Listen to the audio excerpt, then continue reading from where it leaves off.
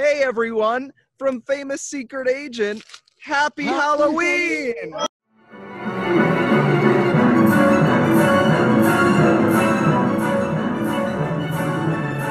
So, hi everyone, this is our Halloween special.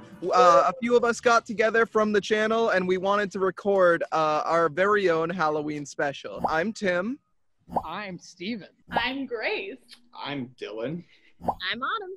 We're gonna start off with some Halloween would you rathers, and I got some good ones here. Feel free to shout it out. We're just gonna have a nice time. So, our first would you rather. Would you rather walk through a graveyard at midnight and have to stay there the whole night, or would you rather spend the night in a spooky, abandoned, haunted house?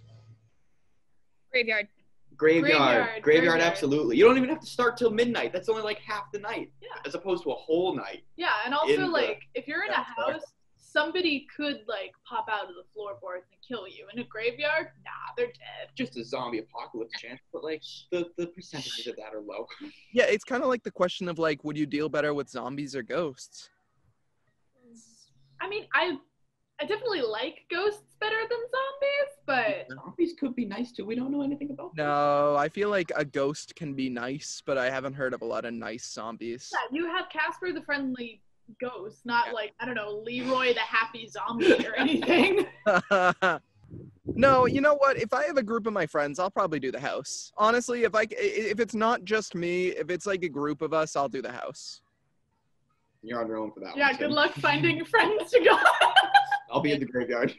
Oh man. Steven, you're really quiet over there. Yeah, because I don't like scary things, period. So I would have to go with the graveyard, but it would be like you could film a comedy special of that, like of just me walking around. It would be terrible. I would be terrified. Would you rather be a vampire or a werewolf? Vampire. I think vampire. Being a werewolf sounds like it hurts. Yeah, it does. And you're always like, you always Grace have to speaks be... from experience. Grace is a vampire. She's like, as a matter of fact, it does. Yeah, it does. And you're always in the nude. Like, no matter what. Oh. See, here's the thing. Vampire rules differ through, like, different universes. But werewolves are pretty much the same. You, like, have to rip off your clothes when you transform. And then when you're back, you're just in the scud, you know? Like... Yeah. See, I would rather be a werewolf. Okay. Really? I think I'd be too sad without my vitamin D from the sun. And I'm already pale, and I don't think I'd want to be paler. Autumn, I don't know why it tracks that you'd be a werewolf over a vampire, but it does. The question I have is that, like, if you're a vampire, do you feel empathy for human beings? Because I don't know if I could deal with, like, biting people and, like, killing them and sucking their blood and draining all that. And you know. But I've seen, like, I feel like I've seen things where people, like, go to blood drives and they just steal a blood bag and then they're good. Which also is, like, rude in itself. But it's better than... Is it better than murder. Yeah. You're sort of inadvertently killing people. Thank you, Dylan. Wait. You. Yeah. I didn't want to say it. That's fair. As a werewolf, I don't have to kill anyone, right? Like, I could be, like, just I feel like you can't control yourself when you're a werewolf. I was gonna say, do you have control? Because I feel like that's a standard rule for werewolves. You black don't know. out. Yeah, you don't know what's going on. Yeah, Will because... it flame then? Like... If it's just, like, turning into a cool animal, then yeah, werewolf all the way. But I'm just assuming, like, I'm getting this horrible transformation and then I might go on a killing spree. So our next would you rather, ready? This is a fun one. Would you rather have a monster in the closet or a monster under the bed? No. Closet. Under the bed, because they'd have an allergy attack and wouldn't be able to hurt me because I haven't cleaned under my bed in so long. Well, ooh, yeah. I don't have an under the bed, technically. So, Oh. I even have one there? I don't have an alternate option for you, Autumn, so go under the bed. I mean, I would have said closet, though, I think. Like, there's a door, I can keep them in there, whereas, like, under my bed, I feel like I wouldn't be able to put my feet down to, like, do anything, and I feel like I'd have to like hide under my covers the entire time. Yeah, I agree. I was thinking I could do some Home Alone stuff with like if he's in the closet, because he's got to come out of it to like jump out at me, right? So what if I like put some jacks right at the floor of the closet, and that way when he like tries to step out and get me, I like am warned by this like, ooh, oh damn it, like I can like Legos throw him all off. over the Yeah, yeah, literally. You Yeah, gotta mix it up Legos. every night. Do something different. Yeah. My phone charger like is under my bed too, so like I don't need the monster. First of all, I'm plugging my phone in the middle of the night. Yeah, what if he sucks and just unplugs your phone in the middle of the night? Is that why my phone doesn't charge? Tim, that could be. Tim, it totally could be. From a very like safety perspective, I would rather have the monster in my closet because it's across the room and probably can't reach me depending on the genetic makeup of the monster. But if it's what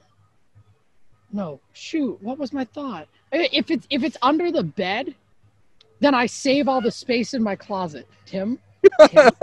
Wait, excuse me, I'm Tim. I'm sorry, did I do that? What if your closet My doesn't have boyfriend, my peeps, he wakes up and he's it's awesome. That's It's fully, definitely- that I is love that video. completely fair. All right, so here's Demi. And she told me to play this video at the, oh, there she goes. Okay. So she's it's one-eyed, one-horned flying purple people eater. Yes, They, of course. What she's doing. Yeah, my first She told me there was a message. Is there a message or like, well, thank you, Demi. That was great. So let's move on. Next up on our list, let's say quickly, what's your favorite thing to watch come Halloween time? What's a go-to spoopy watch? I'll go first. I don't watch this, but when I was a kid, I did. Every single day, my neighbor would drive us to school, and we would get to watch the first 7 minutes of Haunted Mansion. Because that's how long it took to get to school. And then every day we would restart the movie, so I never really got past. You guys didn't work out that maybe you do like 7 minutes each day and you build? Listen, I had no control. They had a DVD player in their car. It was cool. I was just happy to be like looking at a screen. Cool. But that's actually the first 7 minutes. Like that's sick. You saw the whole like ballroom scene, Yeah. like introduction. Like it's a good time. It It's was a good mostly just the opening credits, to be honest. Oh, some good special effects there for the early 2000s, right? My absolute favorite movie to watch this time of year is The Conjuring. Yeah, I love The Conjuring. I watched it twice in a week recently. I get it. It's such a comfort movie to me because it has such a happy ending and like it's lovely. It's just so well made. It's impeccably shot. James Wong is a genius. Interesting ways to describe a horror movie. It's lovely. The No, second no. one is also lovely. No, so like if you look at goals, for those of you who've seen The Conjuring, and you should if you haven't, it's a little scary, but it's really good. Ed and Lorraine Warren are ghost hunters. They're couple goals. Like in this universe, not in real life, but in this universe, couple goals. They are. But my point about Ed and Lorraine Warren as a team, Lorraine is like psychic and can communicate to spirits and like does all the heavy lifting, and Ed is a really good husband. Like that's the team unit here, and like I'm here for it. I like it, but like he sings an Elvis song, but she just does like 100% of the heavy lifting. He shows up to the other families to be like, I'm a man. Like in the first movie, he's like just starts fixing their old car. He's like, it's the least I could do. No one asked. He just starts doing the second one. He just becomes a father. He feels useless. Like he's like, I can't do much for this ghost issue, but I saw your tire was a little flat. Well, what I say to that? I'm going to give a little shout out because I watched it for the first time last night, Beetlejuice. And I had never seen the movie, and I loved it. I had a great time with the movie, and thank you for showing me this. But I was like, it wasn't what I was expecting. I don't know what I was necessarily. I was expecting a little more like Halloween horror-esque movie, but it was just like a fun, funny movie. When the whole family gets up and like dances around the thing, and then the shrimp hit. Oh my god, I loved it. Yeah, check out the respectful conversation about Tim Burton. Okay, so my favorite would probably be Ghostbusters, just because it's a classic. Yeah. And I watched that as a kid, so like I know I like that. I also always watch like Charlie Brown anything, so I think there's a like close tie for me with his Halloween. It's a great pumpkin. So wholesome. It's cute, not spooky, but you know. Yeah. There's many variations of Halloween movies. I'm gonna go the opposite direction. I'm gonna go a go-to and then one I just saw real quick. So a go-to of mine is the original Halloween, John Carpenter's Halloween. It's just that one for the music alone. Like that score is so awesome and gets me pumped. I'm saving it on my Halloween watch for Halloween night because like I just love it so much and I really look forward to it every year. Since I was introduced to it. The one I'm throwing out real quick though, I just saw for the first time. I saw Scream for the first time and I adore Scream. I love Scream. Oh my god. I want everyone to watch Scream. Scream is so good. Scream's so funny. Like it's almost a comedy. And I didn't see that coming at all. It's straight up like a movie that is, it's like the Deadpool of slasher movies. It's like making fun of slasher movies. I like that, Tim. I like that. Thank you. Okay, so we're back to Demi. Yeah. So, okay. Is that it? Great. She's doing spooky. No, I get it. She's doing spooky, scary skeletons. But you don't get it. I don't see it, I'll be honest. Okay, all right. Fame has changed her. Let's tell some ghost stories. So last night, I was here by myself. My parents had gone away for the weekend, so I was home alone for a little bit. And I was upstairs just making my bed, you know, tidying, and I sneezed, and someone said, "Bless you." So, in the last 7 years, I've moved 6 times. I don't like to really stay anywhere too long. It started in 2013 when I moved into my new apartment. It was considered pretty large for a 1-bedroom, but my bedroom was connected to kind of the kitchen area and the downstairs area by a large set of stairs. So I paid like next to nothing for rent, and I couldn't believe like the good luck I'd had. So for the next 3 months or so, everything seemed perfect.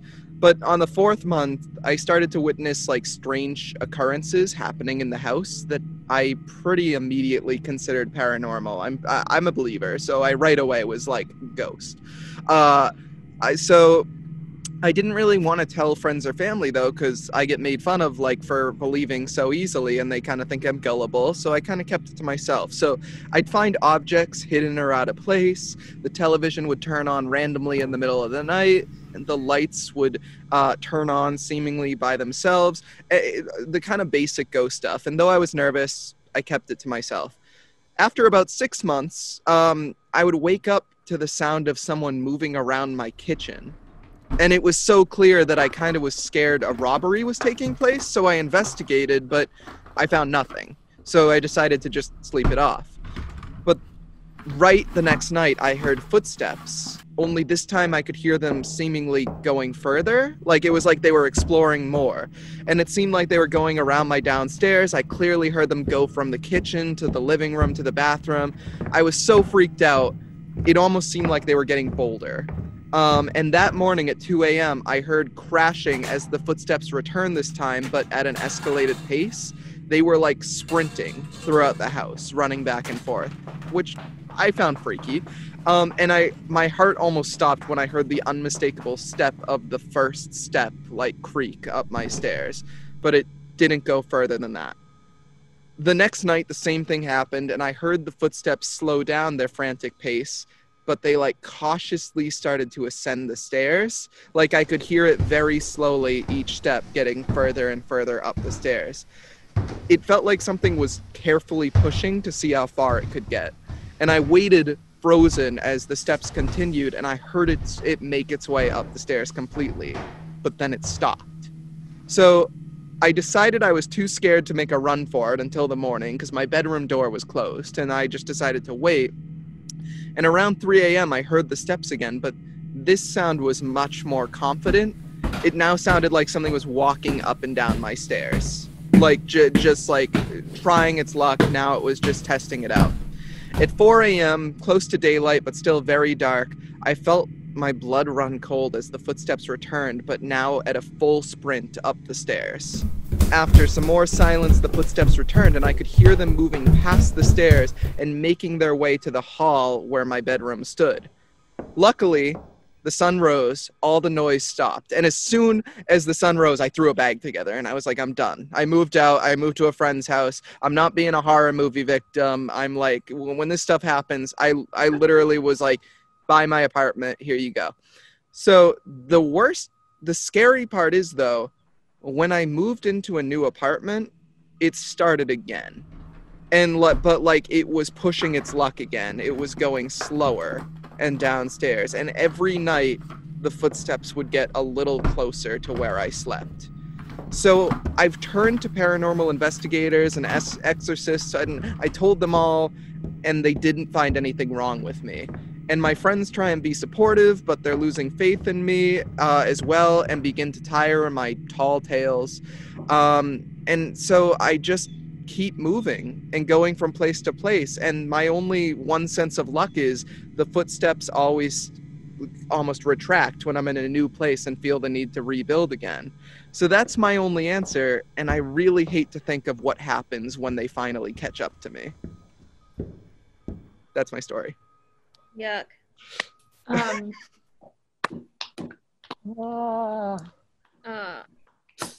Sucks for you, but I too. Yeah. So my story is I'm screwed.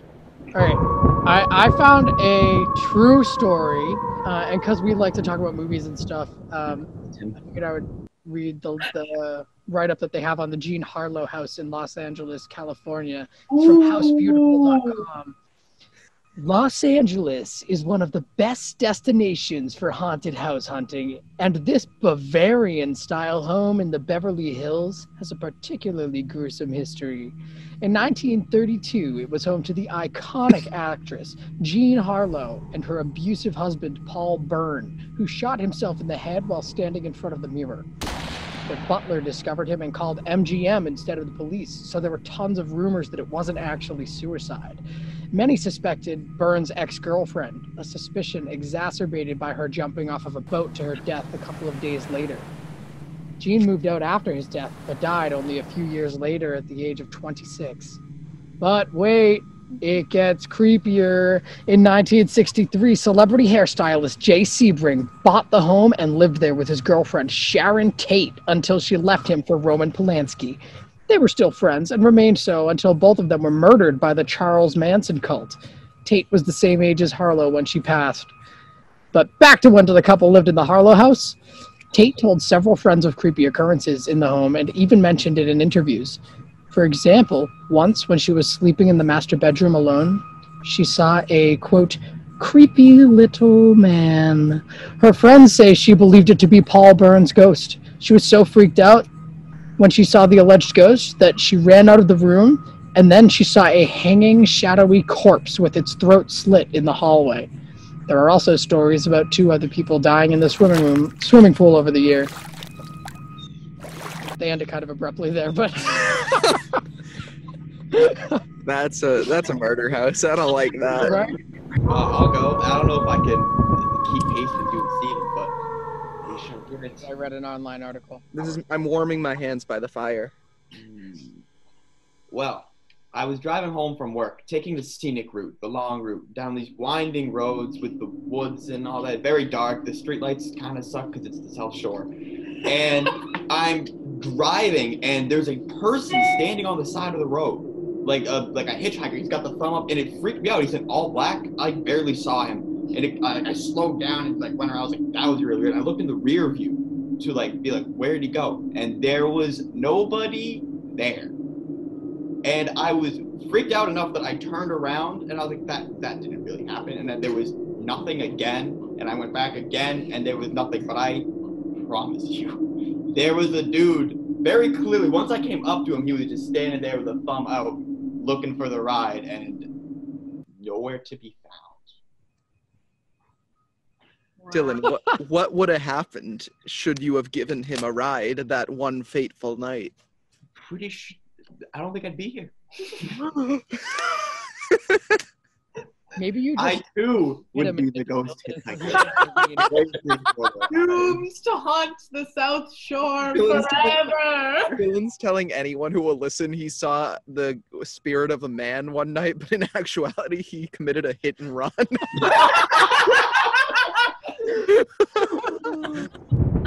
So this is my not so ghost story.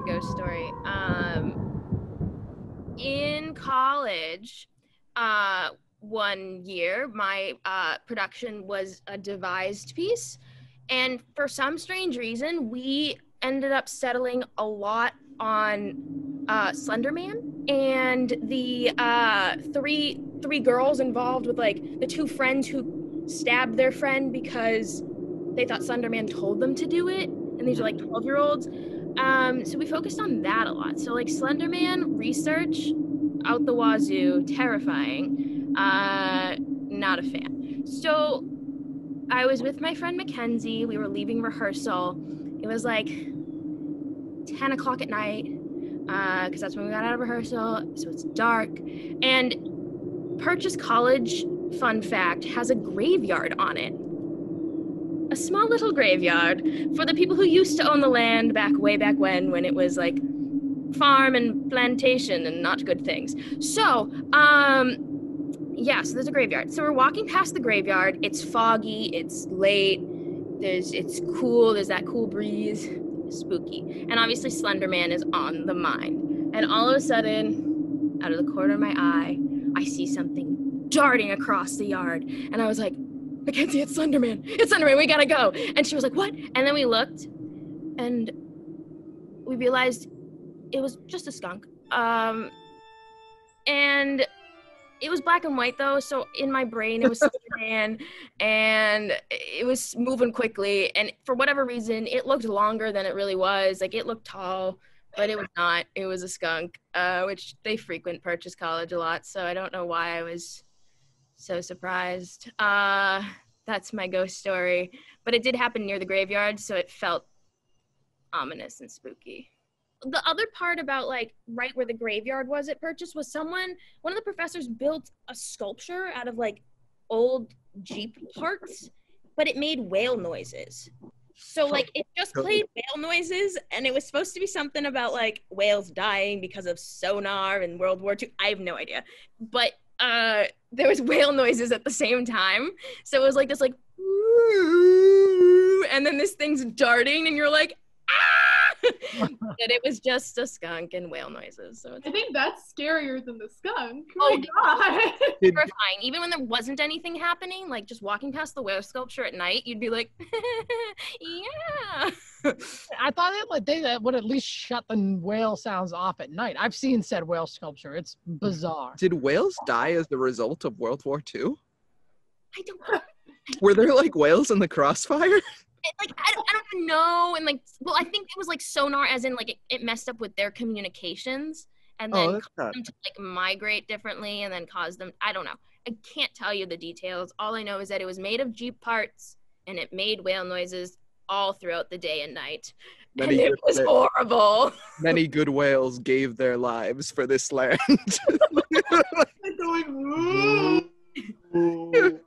I just imagine that was generous. Yeah, literally, Grace. That's what it was. And you'd be like, get down. Okay, guys. So let's go to Demi to see on the same note what she's been up to. Oh, okay. Werewolves of London. Yeah. So she's doing. Oh. It's werewolves in London, clearly. London. I don't Werewolves see in it. Spain? Werewolves of London. Did she say what the point of this was, or are we just okay? 'Cause this is Thriller. Okay. choreograph these herself, or was this like? I hope not. Oh, that's mean. All right. Well, thanks, Demi. That was great. Demi, those were beautiful. Demi is Famous Secret Agent's international liaison. Just so we know. She's out on assignment. Yeah, she's out on assignment. So moving on, Autumn has something she's prepared for us. Autumn, would you tell the fine folks at home what we're doing? Yes. So it's Halloween. Usually that means trick-or-treating. This year might be a little different for most children, most folk. But that doesn't mean we can't have fun. So today with us, we have this jar of candy corn. Ooh, your task is to guess how many pieces of candy corn are in this jar. This jar. Yeah? Okay. Your task is to guess how many you think are in here. You're going to comment on this video, comment on social media, comment wherever you want to comment, and tell us the number. So if you need to comment on either the YouTube video or on a Famous Secret Agent social media page. So that can be Instagram, that can be Facebook, that can be TikTok, but it has to be an official Famous Secret Agent page. Find them in the description. You find them in the description. So if you are the closest guess to the number, you will be cameo featured in a future video of Famous Secret Agent, of a scripted series. You'll get a cameo in that video. If you get exactly the right number, Steven, what are they gonna get? He doesn't know it yet, but Tommy, aka Biz, from our Top Shelf Takes team, will eat the entire contents of this jar of candy corn on video for your viewing pleasure. Steven said, what? No, absolutely not. So I haven't counted the candy corn yet. So what are your guesses as to what's in it? Because I don't know. I'm gonna say 168. Did that? What was that? The What just happened? no. No. No. You didn't.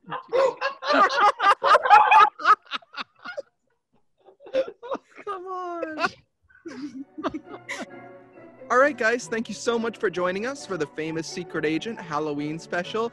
I had a blast. I hope you guys did too. What are you going to be doing for Halloween? Leave us a comment in the description below, and remember to be safe and have a fun night. Remember, like, share, subscribe, Famous Secret Agent.